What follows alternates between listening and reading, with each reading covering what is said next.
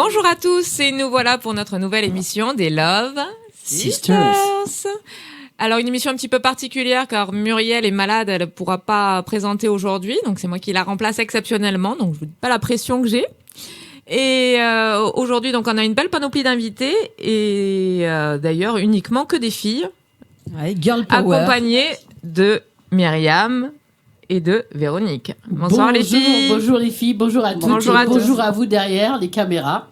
Donc on commence par Myriam qui va nous présenter ton invité. Enfin notre invité. Notre invité, oui, voilà. Bien sûr. Tout le monde va bien? Comment ça va? Ben ça va très bien. Voilà, donc cette belle voix que vous venez d'entendre, c'est Clara Oman, c'est ça. Exact. Et Clara est venue aujourd'hui en tant que comédienne et tu parles de comédie d'une manière humoristique, avec des sujets bien sérieux. Et tu as un petit parcours international. Est-ce que tu peux nous raconter ? Oui, moi j'ai commencé mes études en faisant de l'histoire de l'art et de l'archéologie. Je suis partie ensuite aux États-Unis où j'étais professeure de français et d'allemand dans un lycée. Das ist eine gute Sache. Voilà. Et c'est dans cette expérience-là d'enseignement où j'ai fait du théâtre pour la première fois. Donc j'avais 23 ans. Et tu étais dans une troupe ? En fait, c'était au sein du lycée dans lequel je travaillais. On a monté une pièce de théâtre entre enseignants et enseignantes. Et c'était une super expérience. Du coup, je me suis dit, je crois que j'ai un peu envie de creuser un petit peu ce domaine-là. Et je suis venue à Montpellier. J'ai commencé des études de théâtre. Donc, tu pars des États-Unis avec cette envie d'aller plus loin. Et là, tu reviens avec... maintenant, le projet va se concrétiser. Au moins, j'avais envie d'essayer. À ce moment-là, c'était très humble. J'avais juste envie de voir ce que ça donnait un petit peu le théâtre avant de continuer mon travail dans l'enseignement. Du coup, je suis arrivée à Montpellier. J'ai commencé mes études de théâtre. Et j'ai reçu une bourse d'études pour retourner aux États-Unis. Donc, j'ai fini mon bachelor, donc ma licence aux États-Unis. Et là, j'ai rencontré un autre domaine du théâtre, à savoir le clown. Et là, je me suis dit, je crois que j'ai vraiment envie de faire ça. Je suis revenue en France. J'ai terminé mes études, donc un Master 2, dans le domaine de l'art du spectacle. Et voilà, donc c'est un petit peu ces va-et-vient entre les États-Unis, j'étais aussi en Allemagne, etc., qui a fait un peu ce parcours-là. Et justement, ce va-et-vient au niveau artistique, le fait de toucher le côté, je ne veux pas parler sérieux, mais le côté moins humoristique de la comédienne, le clown est un comédien aussi à part entière. Et qu'est-ce que c'est qui t'a fait avoir le déclic de plus travailler en tant que clown que comédienne ? Être comédienne, donc comédienne de théâtre, ce que je suis également, mais c'est vraiment la capacité à incarner quelqu'un d'autre. Et entre guillemets, mieux où le comédien ou la comédienne est, le plus il est ou elle est capable d'incarner quelqu'un qui est très loin d'elle-même.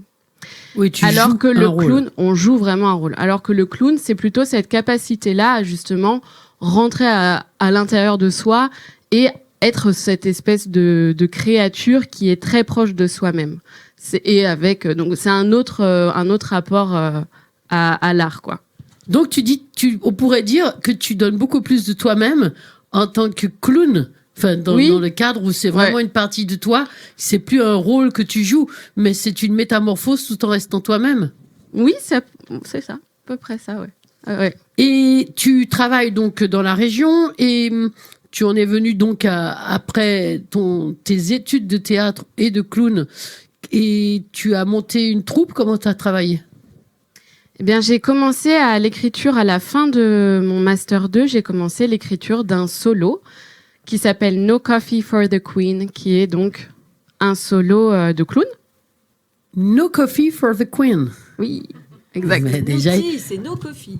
Voilà. Excusez-nous, alors c'est pas le café. Et ça, c'est avec le morceau avec lequel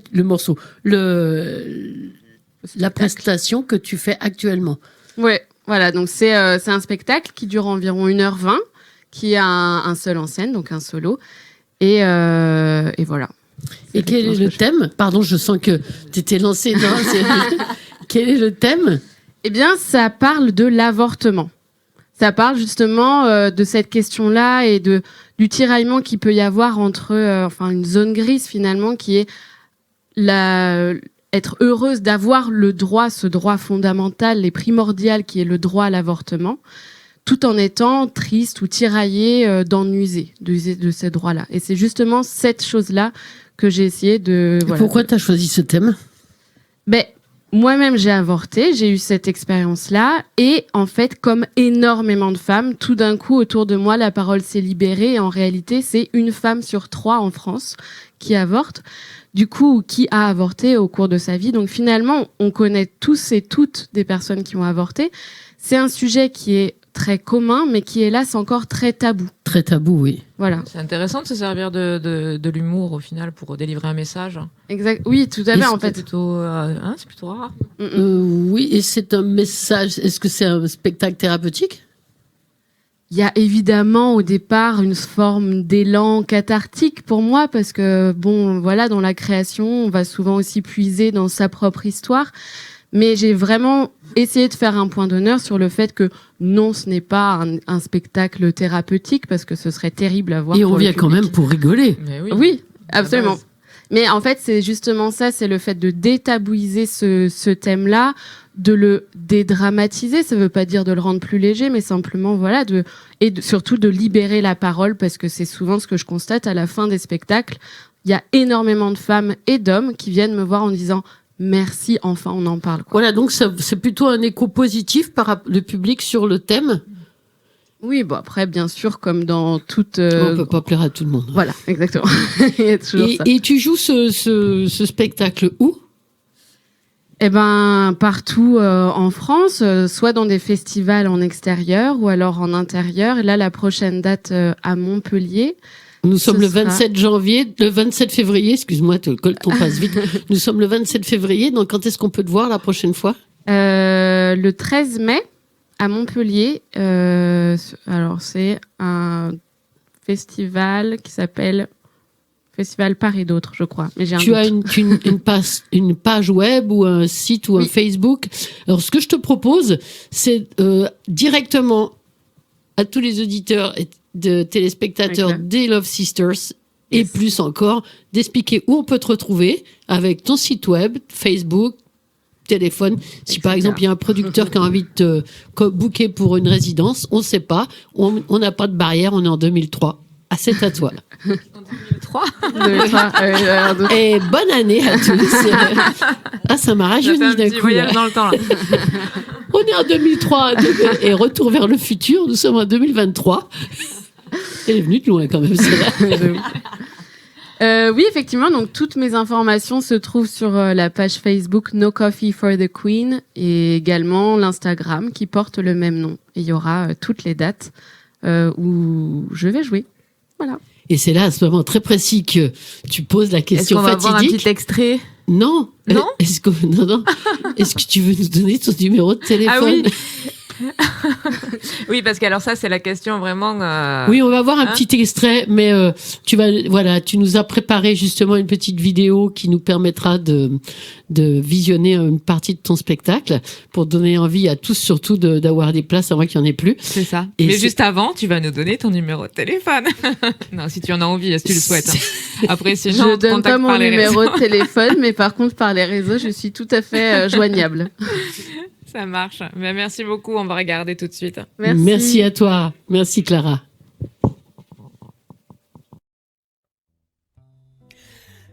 C'est vrai que moi j'ai trouvé que c'était top, super, hein, extra, bon. Après c'est vrai que le sujet est un petit peu, bon...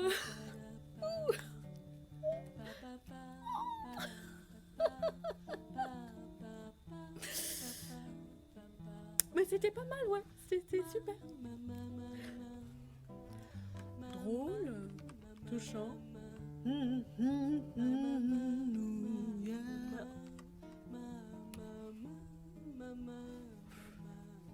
Mimi, Muriel, t'en penses quoi, toi? Ok. Oh, mais pareil, hein.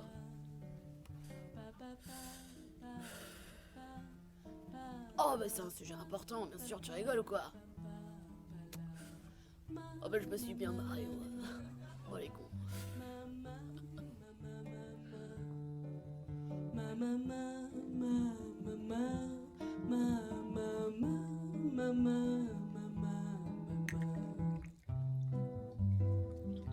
J'adore le café. Faut que je m'en fais une petite tasse.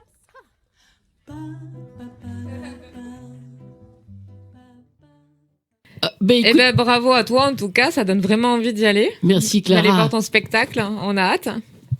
Et au plaisir de te retrouver pour ton prochain spectacle. Pas tout de suite, mais Pas tout de merci. suite. C'est un Ouais, projet déjà, on va faire peut-être. se tourner celui-ci, voilà, tout à fait. 2023, on y va, on lâche rien. Alors c'est au tour de notre charmante Véronique. Qui nous as-tu amené ce soir? Alors, eh bien, je suis venue avec, enfin, je suis venue, non, elle est venue toute seule comme une grande, avec Faust. On reçoit Faust aujourd'hui, qui va nous parler un peu de son parcours, parce que moi, j'aime bien. Donc, je suis allée un petit peu voir, et d'ailleurs, on peut voir, déjà, ça vous donne une petite idée, une piste de ce qu'elle fait. Mais c'est elle qui va nous raconter son parcours, comment est-ce elle en est venue à l'illustration. Voilà. Est-ce qu'elle est tombée dedans quand elle était petite? Est-ce que déjà quand elle était petite, elle prenait des crayons, elle dessinait? Voilà, c'est toi qui va nous parler un petit peu de ton parcours et de ton actualité aussi. Ok. Cache ta joie. La pression, on sent là. Ouais. Donc oui, effectivement, j'ai depuis toute petite le dessin, le manga, les BD, je suis un peu tombée dedans parce que mon frère était vachement là-dedans.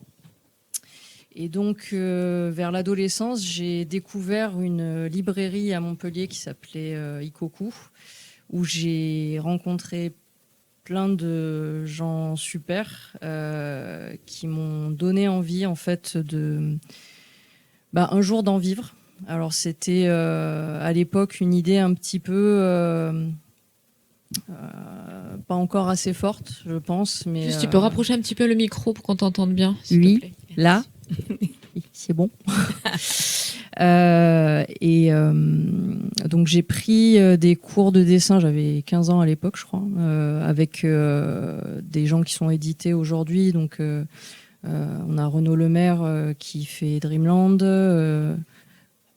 Romain Lemaire qui fait Everdark, Salim.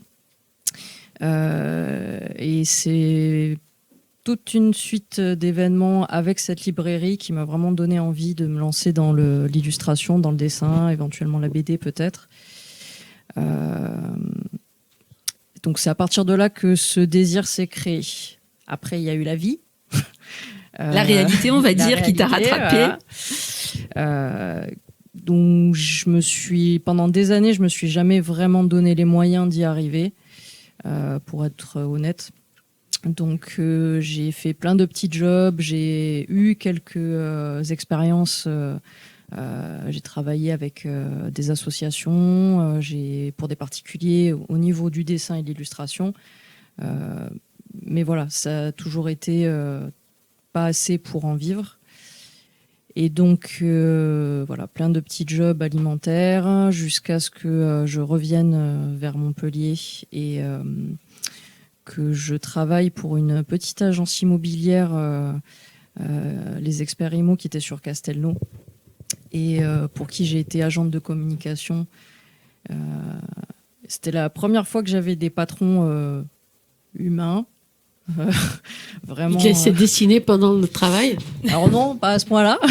Et justement, est-ce que tu continues à dessiner à ce moment-là pour toi, pour plaisir? Alors à ce moment-là, justement, j'ai eu une grosse période à vide où je savais plus trop où j'allais. Je savais plus trop si ce désir était toujours vraiment là. J'avais des doutes. Et finalement, on a dû terminer ce contrat donc avec l'agence immobilière.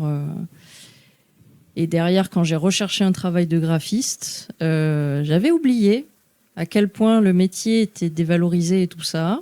Et donc, j'ai voulu créer mon emploi. Et là, ça fait presque un an que je suis chez la couveuse Context Art à Montpellier et que je teste mon activité petit à petit. Et voilà, et que je me mets à fond, par contre. Est-ce que tu nous parles de graphisme parce que bon, pour ceux qui nous regardent, le dessin, est-ce que tu as un cursus, on va dire, est-ce que tu es vraiment une 100% autodidacte et c'est le fait de faire qui fait que on arrive à ce résultat, hein, voilà, ou est-ce que tu as, parce que graphisme, il y a des études de graphiste, donc est-ce que ton parcours pour en arriver là?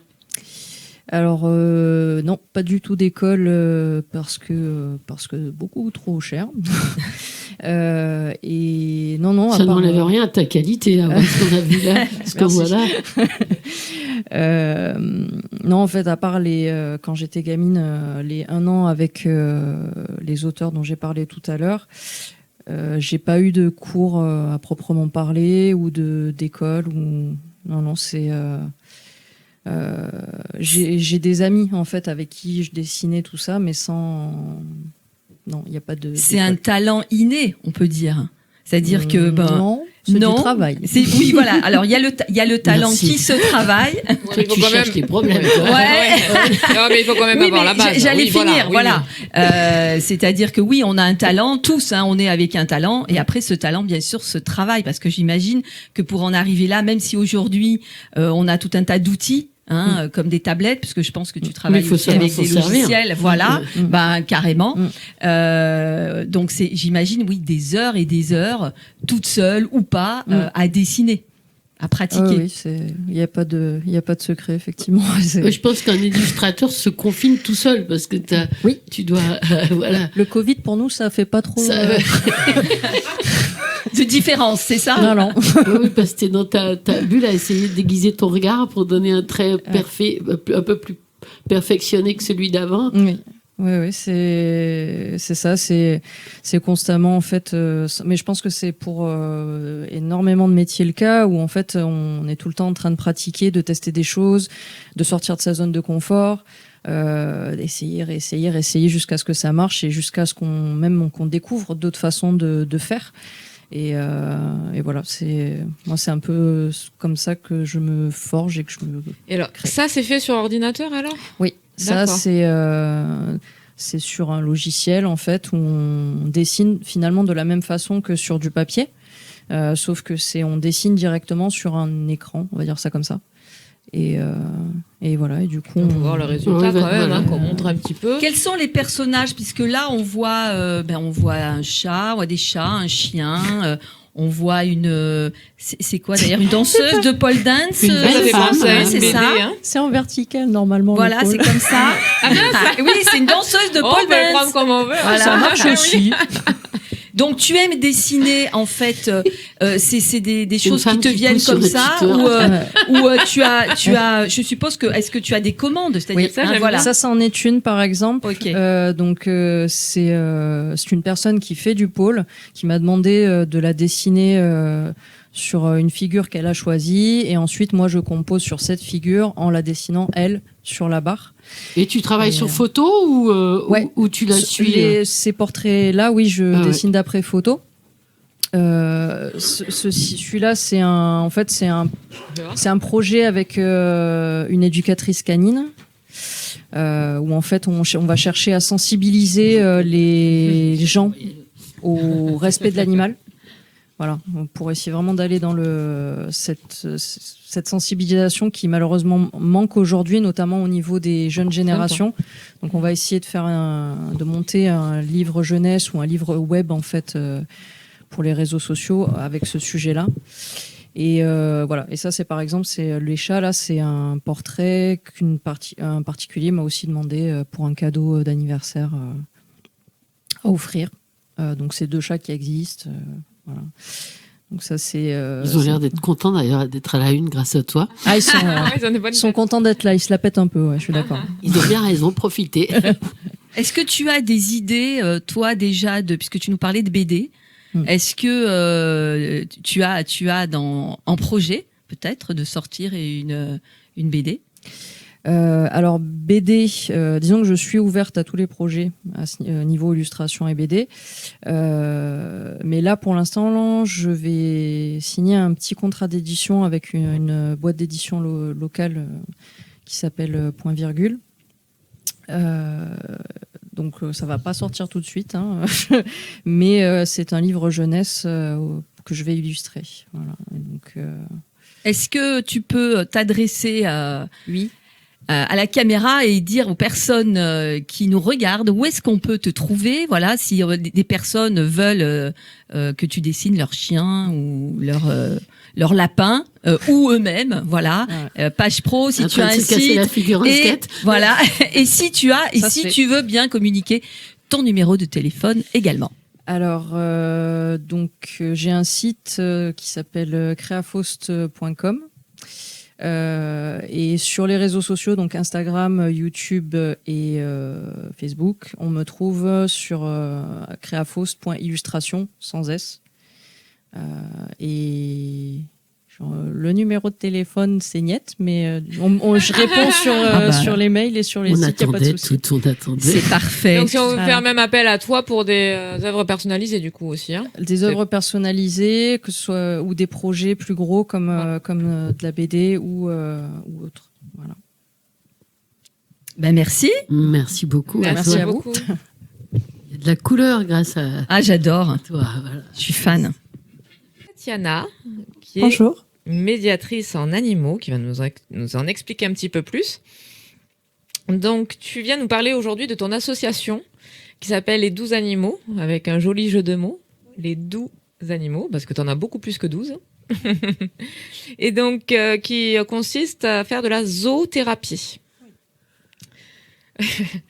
Donc, vous faites de la médiation par l'animal à visée thérapeutique. Non, parce que tout à l'heure, il y a une petite blague en on n'a rien coulisses. dit, Donc, on n'a rien voilà. dit du tout. On était on n'a très rien dit du contente tout. de voir Voilà. quelqu'un qui a la chance de nous faire comprendre que les animaux nous apportent beaucoup. Beaucoup, énormément. Exactement. Donc, c'est vraiment très, très beau d'ailleurs ce que tu fais et toute l'aide que tu peux apporter aux gens qui en ont besoin. Donc, tu vas nous en expliquer un petit peu plus. On t'écoute. Bonjour.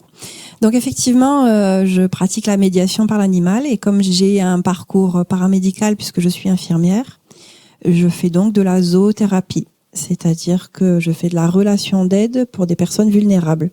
Je mets en relation l'animal et l'homme pour créer des interactions qui sont positives, qui sont réciproques et qui vont utiliser les ressources personnelles de la personne pour lui apporter un mieux-être et en lui apportant en faisant du renforcement positif, j'utilise les ressources que j'estime que chacun a en soi, même les personnes les plus vulnérables. C'est-à-dire, ça consiste en comment tu procèdes? C'est le contact avec les animaux. Quel type d'animaux? Alors en fait, je vais utiliser soit l'élan naturel que la personne va avoir envers un animal, donc peut-être un chat, un chien ou un cheval, soit moi je vais créer l'envie d'avoir un lien avec l'animal, donc peut-être que la personne au départ n'a pas envie de créer avec un animal plus qu'un autre. Donc je vais le mettre en relation sur des brefs moments avec différents animaux et quand je vois qu'il y a une étincelle qui se crée, une envie qui se crée de poursuivre un peu la relation, alors je laisse faire en fait. Ça demande énormément d'adaptation à la personne et aussi au comportement de l'animal. Il faut lire aussi les signes de confort ou d'inconfort de l'animal et puis beaucoup d'attention à ce que ressent la personne, à ce qu'elle a envie de créer ou de construire et ensuite je valorise à fond les ressources de la personne. Voilà. Et tu t'adresses. Pardon. Excuse-moi. Tu nous passionnes. Ouais, non, mais c'est vrai. Allez-y, Véronique, vas-y. Je suis hyper intéressée. Non, je pense que nous toutes ici. Comment est-ce que tu procèdes? Par exemple, moi, j'ai pas d'animal. Est-ce que c'est des personnes qui n'ont pas d'animaux chez eux, ou est-ce que donc tu les mets en lien et à ce moment-là vous vous retrouvez à un endroit, où c'est toi qui amène l'animal, ou alors c'est toi déjà la personne à son animal? Et c'est avec son animal que tu vas créer, ce lien qui existe déjà, mais où toi tu vas apporter ta petite touche. Non, je pratique qu'avec mes animaux. Donc la personne peut avoir un animal chez elle ou pas, c'est un lien qu'elle a créé. moi, je pratique avec mes animaux parce que j'ai besoin de vivre avec eux pour parfaitement les connaître, pour avoir un lien très très fort avec eux. Et puis chaque animal va apporter des choses différentes. Il y a des animaux qui ont besoin de douceur, il y a des animaux qui ont besoin de bouger, de jouer, etc. Donc je vais connaître parfaitement mes animaux. Et les personnes soit vont venir sur le site des 12 animaux à Prades-le-Lez, soit je me déplace aussi sur les institutions. Donc institutions pour enfants, pour personnes âgées ou pour personnes handicapées. Et voilà, comme tu parles de cette relation que tu as toi d'abord avec ton équipe d'animaux, enfin tes collègues, tes outils. C'est ça, mes partenaires de travail. Voilà, exactement. Et c'est la manière dont eux réagissent en premier, et ensuite comment tu vas pouvoir présenter plus ou moins à la personne qui a ce besoin d'aide tel ou tel animal, ou bien est-ce que tu fais balader la personne à Prades-le-Lez dans le lieu où ils sont, et tu vois comment tous réagissent les uns avec les autres, la personne et l'animal. Alors en fait, c'est une très bonne question parce que la première séance, elle va s'appeler une séance diagnostique, c'est-à-dire qu'elle va me permettre, moi, de voir comment est la personne, qu'est-ce qu'elle a comme ressources, qu'est-ce qu'elle a comme difficulté, qu'est-ce que je peux lui apporter, moi, en tant que thérapeute. Donc ça se passe que entre toi et la personne. Entre moi et la personne, voilà. Mais je vais l'observer. Okay. Voilà, sur dans les... Terrain. Voilà, sur les premiers moments qu'on va partager ensemble, donc sur la première séance, je vais moi l'observer et observer aussi les interactions qu'elle va créer. Parce que vous avez combien d'animaux, faut savoir que... J'en ai 32. 32 et quoi comme animaux du coup? Alors j'ai 7 espèces différentes. J'ai des chevaux, chiens, chats, lapins, cochons d'Inde, poules et pigeons arméniens. Et tu es toute seule à t'occuper de toute cette équipe? Oui. Tes collègues? Oui, je suis seule. Alors j'ai le soutien de ma famille, donc ça c'est super important. Il faut un mari qui accepte d'avoir 32 animaux à la maison, donc ça réduit les possibilités de partir en vacances. Voilà. Donc ouais, de temps en temps j'ai quand même un coup de main. J'ai un de mes fistons qui m'aide aussi pas mal, mais sinon ouais, je suis seule. Moi, je trouve ça génial parce que aujourd'hui, les infirmières, puisque tu disais que ton parcours, tu étais infirmière. Tout à fait. Comment t'es venue cette idée? Parce que tu as inventé ton job quelque part. Tu es partie de ce métier d'infirmière, donc de t'occuper de patients, hein, d'être dans le soin déjà. Donc, je suppose que tu aimais déjà les animaux. Et donc, comment cette connexion s'est faite finalement? Alors, je n'ai pas inventé le métier de zoothérapeute. Hein. C'est une formation qui existe. Okay. Voilà, c'est quelque chose qui existe déjà. Et moi, j'ai été infirmière pendant 22 ans, donc à l'hôpital, mais aussi à extérieur à l'hôpital, hein, sur l'association Personneige, qui est très connue, des instituts médico-éducatifs pour personnes handicapées. Enfin voilà, sur plusieurs structures, donc j'ai côtoyé plusieurs types de personnes à des âges différents. J'ai travaillé au Grand Brûlé pendant 6 ans, donc avec des tout petits bouts qui avaient 6 mois jusqu'à la personne âgée. Il y a de tout, donc j'ai adoré mon métier. J'ai adoré mon métier d'infirmière, mais je m'y retrouvais plus. Donc j'ai une période un peu difficile où je me suis beaucoup posé des questions sur la difficulté d'exercer le métier que j'aime dans les conditions qu'on nous l'a imposées. Donc j'ai quitté l'hôpital et j'ai accompagné le zoothérapeute de l'hôpital sur mon temps personnel auprès de personnes âgées avec des handicaps très lourds, donc certaines qui sont non-verbales et qui travaillent lui avec ses 3 chiens. Et ça m'a confortée dans l'idée que je voulais faire donner du soin aux personnes en sortant de ces murs stériles de l'hôpital et vraiment aider les malades. Voilà, donc j'avais le projet de faire de la médiation animale depuis un moment. Ça m'a confortée. Je me suis dit, il faut. Voilà, donc j'ai fait la formation de médiation par l'animal à Avignon. Et voilà. Et ensuite j'ai créé une association puisque voilà, je suis sensibilisée depuis toute petite, vraiment depuis très très très longtemps à l'inclusion des personnes handicapées. Et pas que du coup. Hein. Et pas que du coup, mais c'est quelque chose que je porte en moi viscéralement, l'inclusion des personnes handicapées, ayant vécu avec une personne handicapée.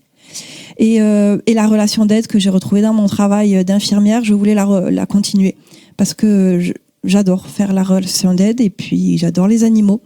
Je me suis aperçue que ça apportait beaucoup. Donc voilà. Je pense qu'il y a du boulot là. Hein. Comment est-ce que alors je sais pas, on les appelle tes patients, c'est une patientèle parce qu'on va parler aussi de ça. C'est-à-dire comment est-ce que tu trouves entre guillemets, tes clients, ou est-ce que tu travailles en collaboration avec des EHPAD ou des lieux, enfin les cliniques, les hôpitaux ou des associations? Comment ça se passe? Alors, dans mon métier, j'appelle mes clients, je les appelle mes bénéficiaires.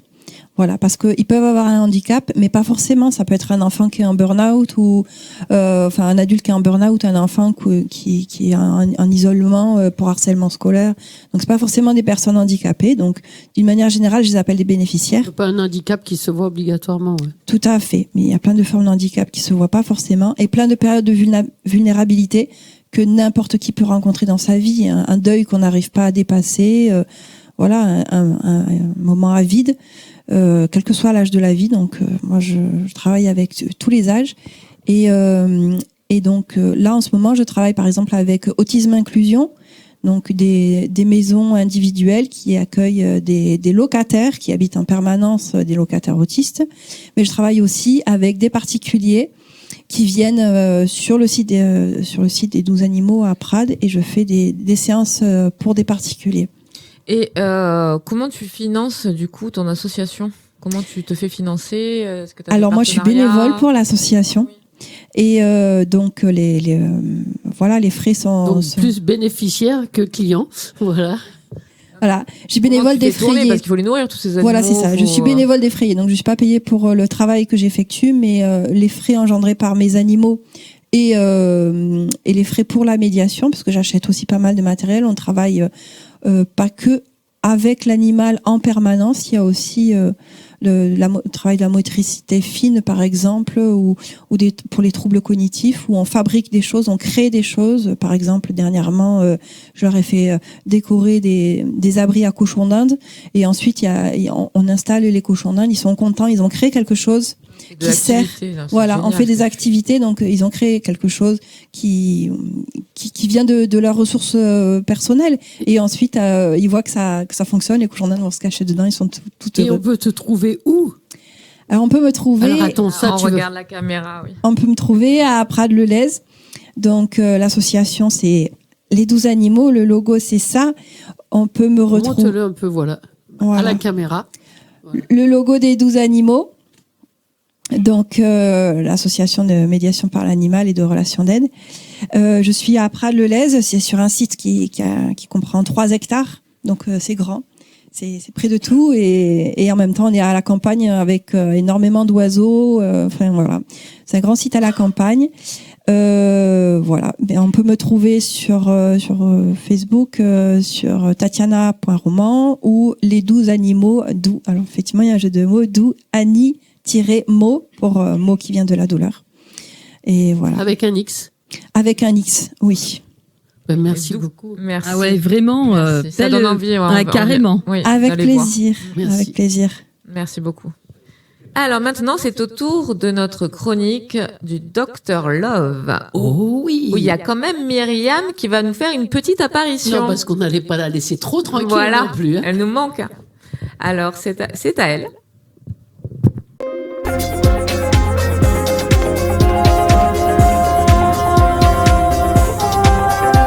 Alors, bienvenue sur le plateau des Love Sisters. Je suis accompagnée de mon docteur préféré, le docteur Love Sisters. Bonjour Myriam, bonjour à tous. Donc, bonjour. Je pense que ça fait plaisir de te retrouver parce que ça fait déjà un an maintenant, plus d'un an même qu'on est ensemble. Qu'on est ensemble. Un petit peu plus d'un an, je pense. Il va y avoir des jaloux, ça va faire des jaloux. Hein. On s'en fiche.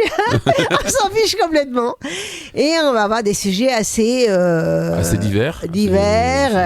Et je vais quand même parler parce que... On va ouvrir de nouvelles portes. Je vais essayer de placer quelques mots parce que placer des mots avec le docteur Love Sister, c'est pas facile, je vous le jure. Allez. Et donc, on va parler de la rhinite allergique. La rhinite allergique, oui, effectivement. Alors, c'est un sujet un peu bateau, comme tu dis si bien. Hein. C'est un sujet un peu bateau, oui. On peut se demander, effectivement, pourquoi en faire tout un foin. Excuse-moi, elle n'était pas très bonne, celle-là. La rhinite allergique, pourquoi en faire tout un foin avec le rhume des foins? Bon, c'est pas très bon, franchement. Donc, tu peux couper, Philippe, si tu veux. Mais bon, en fait, pourquoi en faire tout un foin? Oui, parce que ça quand même touche 25% de la population. C'est beaucoup. Donc 25% quand même de la population, c'est une personne sur 4, c'est quand même énorme. Ça représente en France 1 million de journées d'arrêt de travail, 1 milliard d'euros de dépenses de santé. Donc c'est quand même pas rien. Et ça impacte aussi beaucoup la vie quotidienne, la vie courante, parce que ça a un impact sur le sommeil, avec une fatigabilité, les gens se sentent fatigués, forcément avec une fatigue chronique, et qui peut aller jusqu'à impacter avec carrément, pour dire des endormissements le jour, pourquoi pas des accidents de la route, chez les enfants en particulier, des troubles de la concentration qui peuvent aller jusqu'à des problèmes scolaires, voire un échec scolaire. Donc c'est quand même... Là, il faut pouvoir le diagnostiquer quand même. Diagnostiquer, comment on y pense? On va y penser d'abord en recherchant chez les personnes des antécédents familiaux, d'allergies, chez la personne, chez le sujet lui-même, des antécédents d'allergie qui peuvent être des allergies cutanées, qui peuvent être des problèmes de conjonctivite, par exemple, qui peuvent être liés avec la rhinite allergique. D'accord. Mais est-ce qu'il y a un traitement pour l'allergie Alors, il y a un traitement... Lorsqu'on a diagnostiqué, bien entendu, la rhinite allergique. Il y a un traitement. Le problème du traitement, c'est qu'il y a beaucoup d'automédication. Il y a beaucoup de gens qui se traitent tout seuls, qui ne vont pas forcément consulter. Et il y a un gros problème avec la rhinite allergique dont on ne parle pas suffisamment pour moi, c'est que dans plus de 80% des cas, la rhinite allergique est associée à un asthme mal contrôlé. Aïe. Et le gros problème, c'est ça, c'est qu'en faisant un autotraitement, une automédication, ce qui se fait la plupart du temps, mais on passe souvent à côté d'un asthme qui n'est pas contrôlé, voire pas diagnostiqué. Ah, voilà, pas diagnostiqué, c'est ce que je me posais comme question, justement. Donc, il y a des personnes qui ont de l'asthme qui ne le savent pas. Il y a des personnes qui ont de l'asthme qui ne s'en rendent pas forcément compte quand ce n'est pas forcément une crise d'asthme ou un état de mal asthmatique. Et cette rhinite allergique, qui est plus ou moins classée en rhinite saisonnière ou en rhinite perannuelle, en rhinite d'intensité modérée à grave, plus elle va se pérenniser avec le temps, plus elle va devenir annuelle et plus elle va monter en intensité et plus elle va être reliée à de l'asthme. Donc voilà. Donc ça, c'est très important à savoir pour ne pas passer à côté. La prise en charge se fait en médecine générale la plupart du temps. Quand on a un problème de diagnostic, il ne faut pas hésiter à orienter le patient et à consulter un allergologue qui peut faire les tests cutanés. Ces tests cutanés, maintenant, contrairement à ce qu'on disait avant, de mon temps, si j'ose dire, ils peuvent se pratiquer chez les enfants même de moins de 6 ans maintenant. Donc, avant, on disait que ce n'était pas fiable. Avec les tests qu'on a maintenant, nouvelle génération de tests, on peut diagnostiquer très tôt en âge de...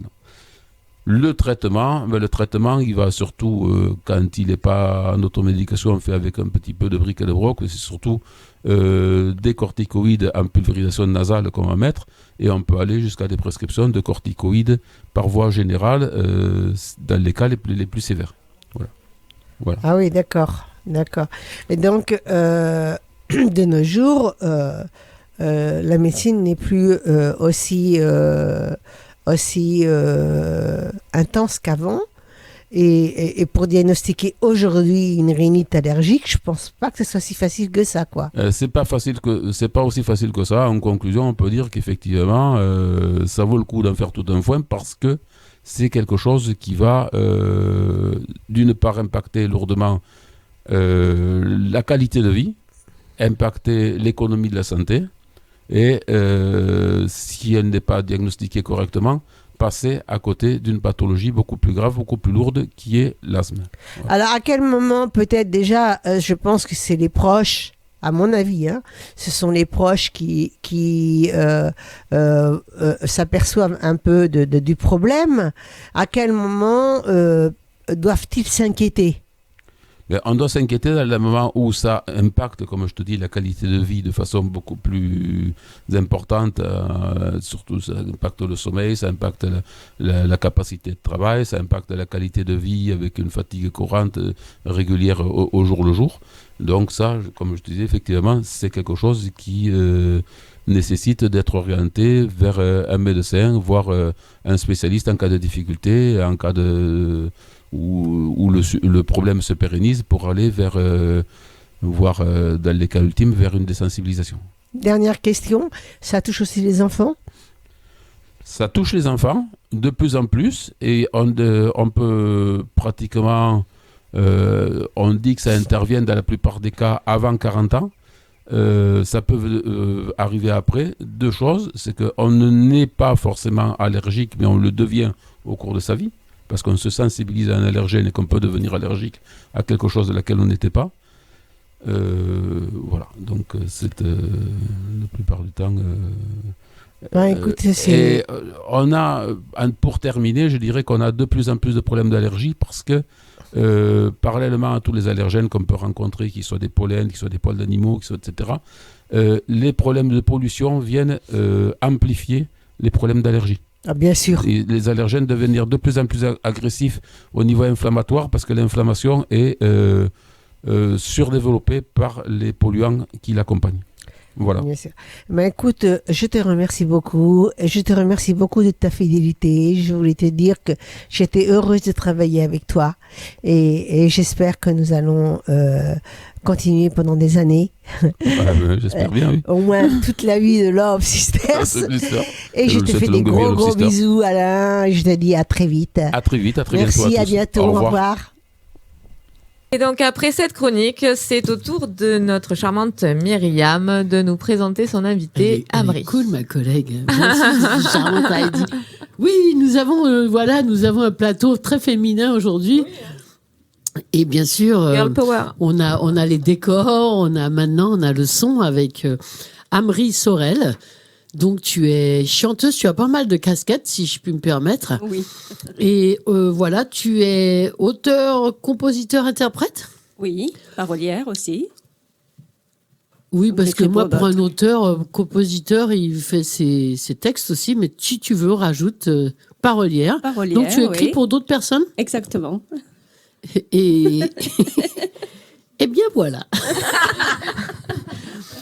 Donc on plaisante, tu sais que tu es chez les Love Sisters, et tu es aussi décorée de la Société académique d'art suivi et des lettres de Paris pour un travail de chant culturel et diplomatie. Non ?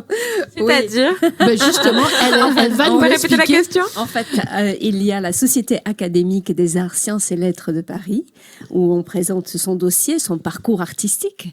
Et si on a la chance d'être retenu, ce qui a été mon cas, la commission m'a décerné la médaille de Vermeil.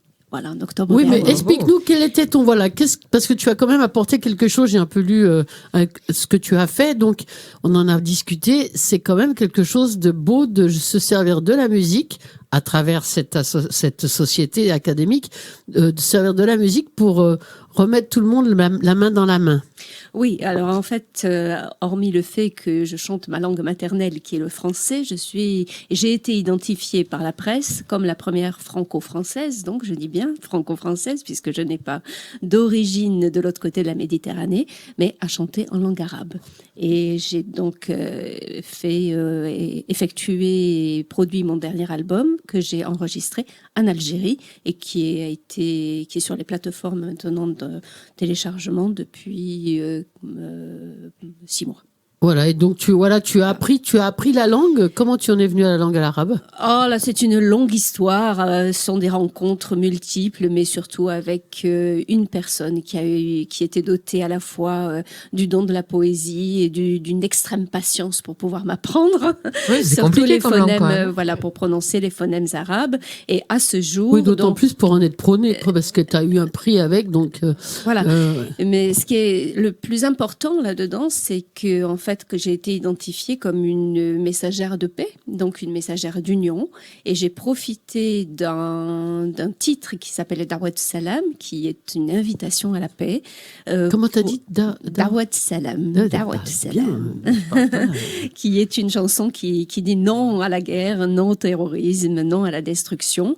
En fait, très d'actualité. Voilà, très d'actualité, tout à fait. Et je me suis rendu compte en fait que mon public, qui est essentiellement francophone, qui est français, par le fait que je sois française et que je chante en langue arabe, avait une autre perception de cette langue et de cette culture. Et donc, je me suis rapprochée du CNRS de Montpellier, avec lequel je suis en cours de travail pour un projet qui s'appelle Paxar, qui est en fait, on essaye de prouver scientifiquement que par la musique, nous pouvons dépasser les stéréotypes négatifs associés à cette langue. On est d'accord que la musique, ça aide, hein, non, Voilà, carrément. bien sûr. Voilà, donc pour répondre à la dernière question, c'était la diplomatie parallèle, bien sûr, parce que la musique fait partie de ce que l'on appelle le soft power, c'est-à-dire que c'est une manière de parler entre gouvernements. Ça, c'est depuis l'Antiquité, c'est comme ça. Oui, puis avec la musique, il n'y a pas de frontières. Hein. Exactement, voilà. Même si on fait partager justement par rapport à un texte et une langue. Donc tu écris tes textes en arabe aussi ? C'est toi qui les écris ? Je les fais traduire.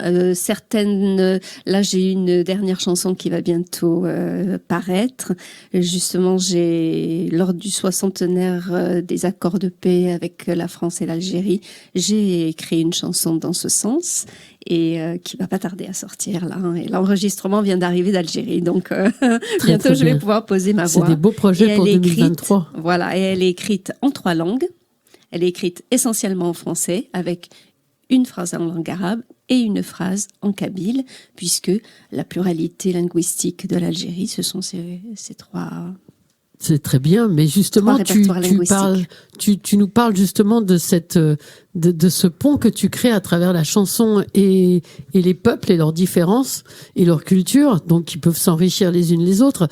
Tu t'es aussi, comme projet actuel, tu travailles depuis peu sur la chanson française à travers un concours. Alors, depuis peu, non, puisque c'est vraiment mon socle et ma base. Par contre, j'ai souhaité mettre vraiment en valeur notre culture française et notre langue française.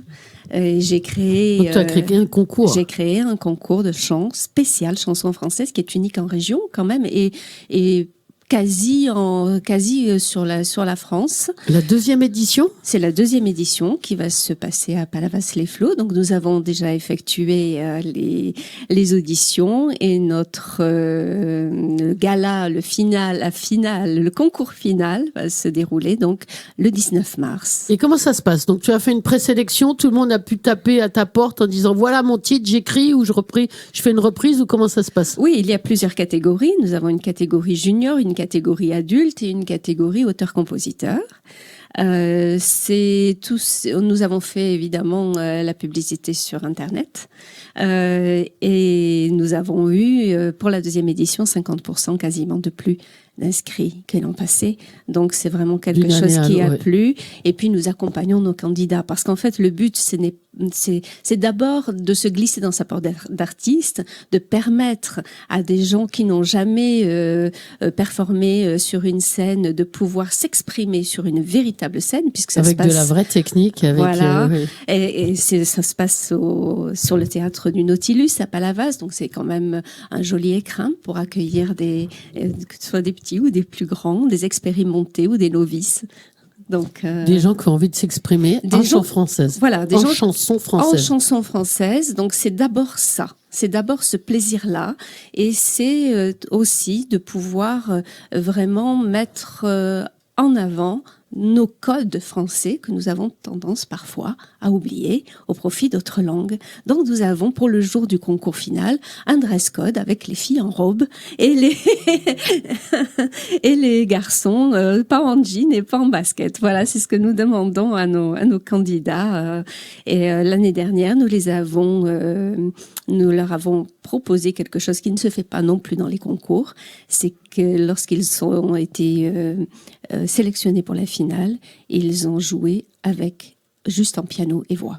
Oui, donc ils arrivent avec des musiciens au départ ou plus des bandes-son ? Bandes-son au départ, ils sont sélectionnés comme ceci, et puis ensuite on passe à la vitesse supérieure, donc on les accompagne, on les coach, je les coach pour la plupart du temps. Tu es bien sûr, en tant que musicienne chanteuse, voire premier instrument, tout à fait, oui. Et comment on s'y inscrit ? Bon, cette année, là, tu es déjà on est le 27 février. Donc, les inscriptions ont eu lieu, les auditions ont eu lieu. Puisque là, tu en es comme tu disais, le 19 mars à faire la finale. Voilà. Mais pour la prochaine, comment on fait pour s'y inscrire ? Alors, sur Internet, directement, nous avons une page Facebook qui est dédiée. Donc concours le Royaume de la chanson française. À quelle période de l'année ça sort, les préinscriptions ? Les préinscriptions fin septembre, début octobre. Est-ce que ce concours est médiatisé ? Alors, il commence à l'être. C'est-à-dire, est-ce qu'il est diffusé quelque part en même temps ou... Non, pas encore. Pas encore. Nous asseyons déjà le projet et nous voyons que nous avons déjà des résultats. Petit à petit, il va prendre de l'ampleur. Nous avons Love Sisters comme partenaire. Tout à fait. Déjà comme média. Mais nous avons d'autres partenaires qui sont en train de se rapprocher de nous. Donc, on espère peut-être que ce soir encore, d'ailleurs. Exactement. On attend d'avoir des propositions et pourquoi pas le dupliquer à un moment donné dans d'autres endroits, puisque ça, c'est quand même l'objectif aussi.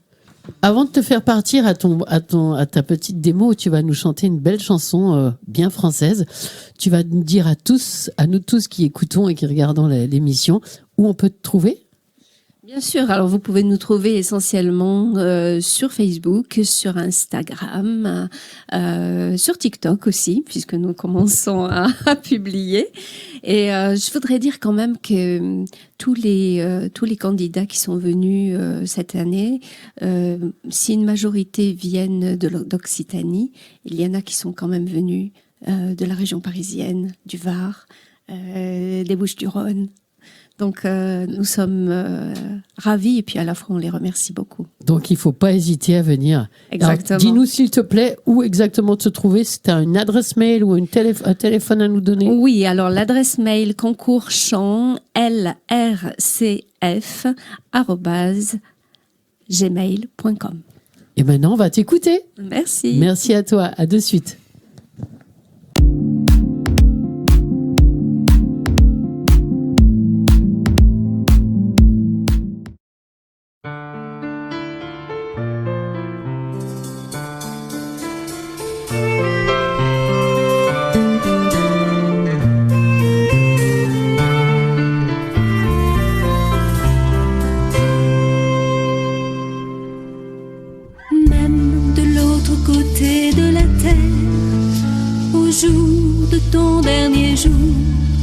Je promets d'être encore plus fière quand mon cœur frappera le tambour. Et si mes larmes sont amères sur mon chagrin trop lourd, je saurai devant ton corps de pierre garder le goût de l'amour. Et quand bien même si j'ai un cœur d'enfant, je veux y croire même si tout ça c'est du vent. Et quand bien même si mes yeux sont mouillés, je suis certaine que jamais je ne t'oublierai.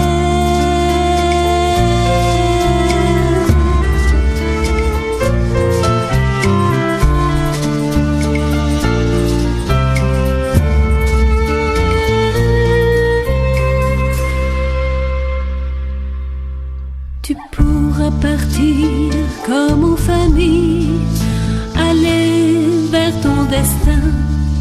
Je m'impliquerai plus qu'une fille, ma main dans ta main. Et si ma force vacille, je puiserai en mon sein toute la rondeur qui brille pour suivre mon chemin. Et quand bien même si j'ai un cœur d'enfant, je veux y croire même si tout ça c'est du vent. Et quand bien même si mes yeux sont mouillés, je suis certaine que jamais je ne t'oublierai.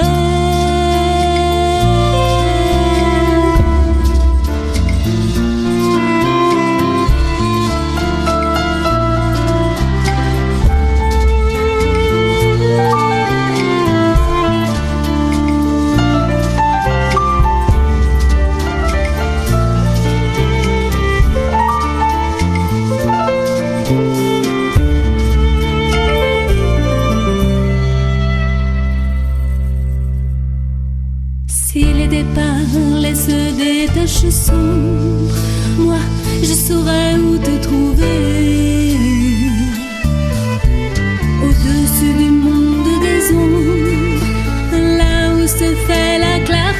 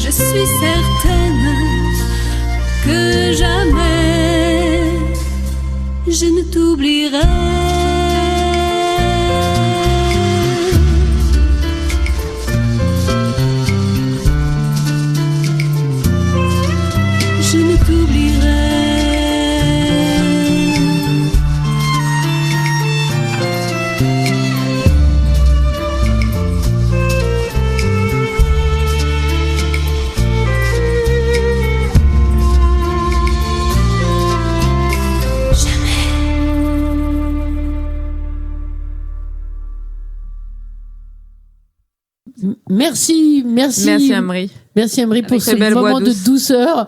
Et t'as des beaux violons en plus qui t'accompagnent, c'est magnifique. Toujours. Oui, toujours les violons. Merci beaucoup. Et puis à très bientôt, j'espère qu'on puisse te retrouver pour la dernière sélection, le 19 mars. La dernière ligne droite, voilà. Le 19 mars, au Nautilus à Palavas-les-Flots. Merci.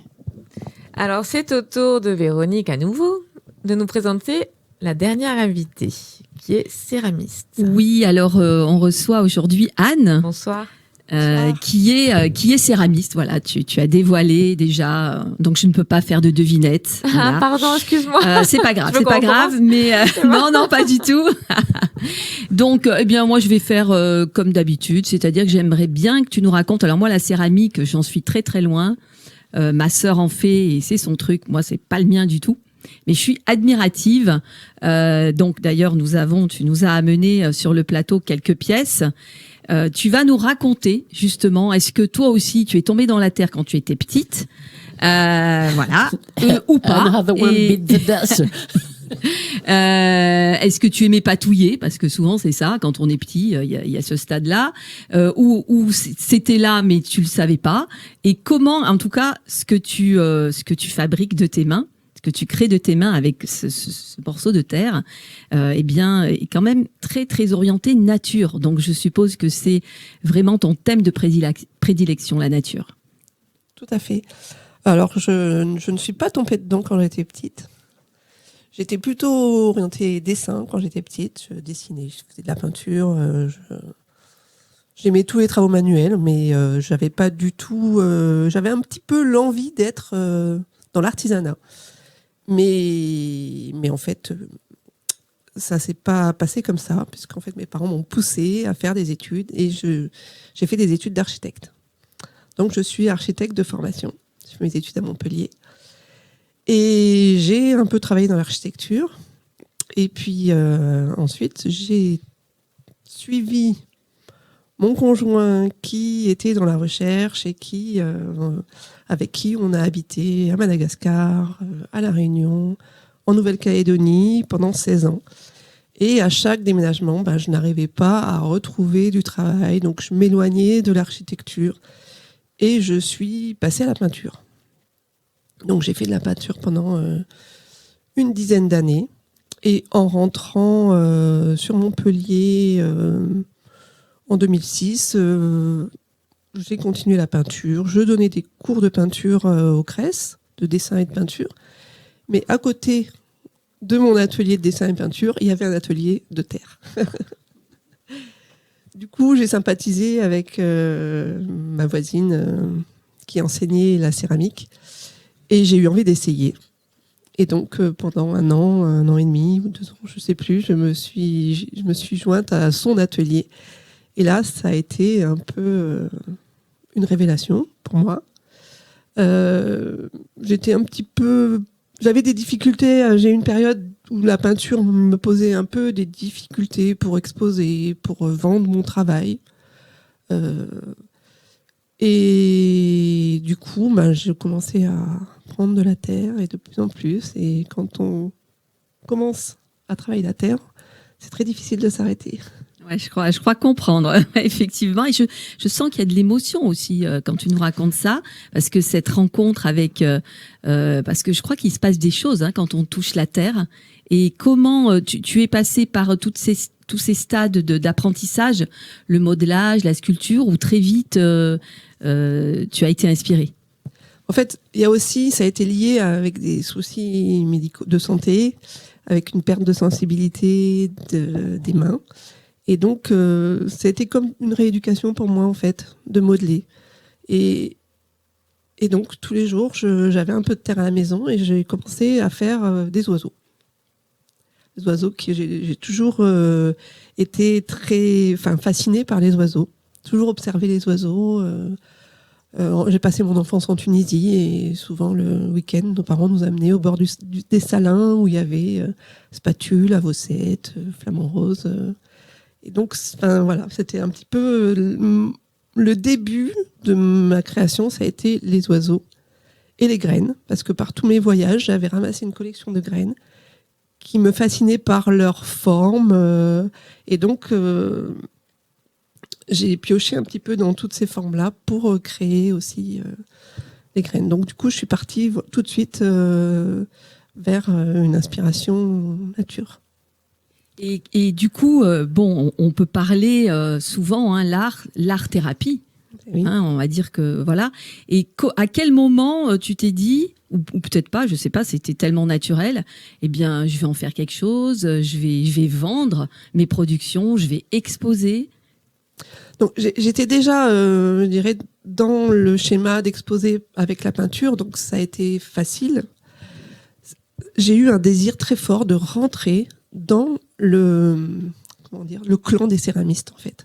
Ça m'a donné envie. Bon, l'impression qu'il y avait une solidarité, qu'il y avait un partage très fort.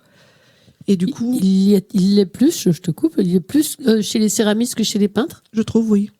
Alors, il est moins que ce que j'avais imaginé ou espéré, mais il existe, oui.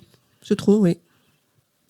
Vous partagez par rapport au travail, ce travail manuel, des conseils ou comment c'est? Oui, comment ça j'ai se passe? beaucoup appris aussi par les conseils parce que je n'ai pas fait de formation ni en peinture ni en céramique. Après moi, la céramique, l'avantage que j'ai trouvé aussi, c'est de retrouver le volume que j'avais dans ma formation d'architecte et l'imagination du volume. Tout à fait, ouais. Voilà. Et oui, parce qu'en fait, il y a de la solidarité, on se donne des conseils.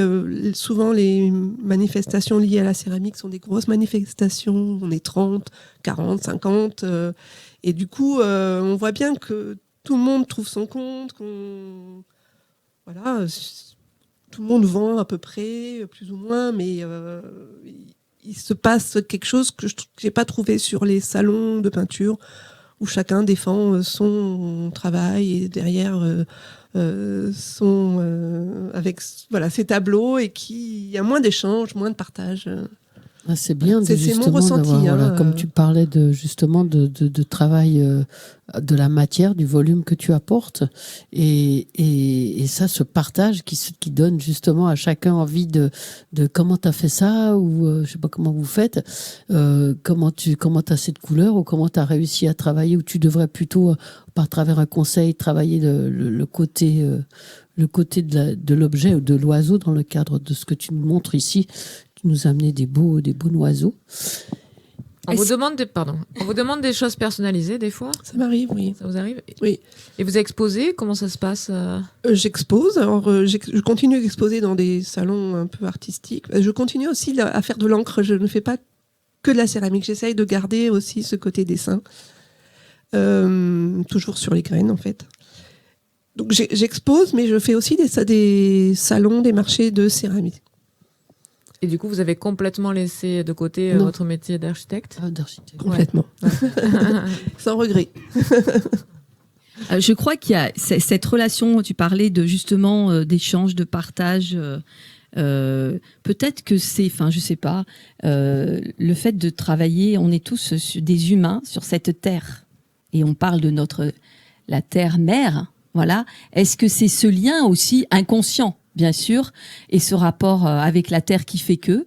Et moi, ce que je voudrais savoir, parce que pour les personnes qui regardent, bon, moi je sais un peu, mais tu vas nous en parler, nous parler des techniques de cuisson, parce que pour avoir cet oiseau-là, donc c'est la technique du raku, tu vas nous en parler, et aussi, donc très vite, est-ce que donc tu as investi, parce que je sais ce que c'est, il faut faire cuire ces pièces, ouais, c'est un four très spécifique. Donc il y a un four, voilà. Est-ce que tu peux nous parler aussi un peu de ce processus?